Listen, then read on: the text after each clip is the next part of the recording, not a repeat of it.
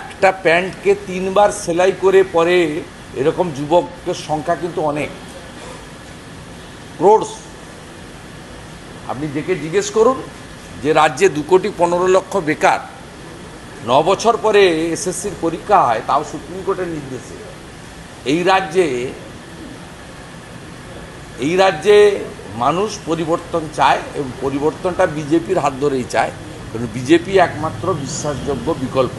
তার কারণ বিজেপি পরিচালিত রাজ্যগুলিতে যে ব্যক্তিদের দ্বারাই মন্ত্রিসভা নিয়ন্ত্রিত হোক না কেন, পুরো নজরদারিটা থাকে নরেন্দ্র মোদীজির।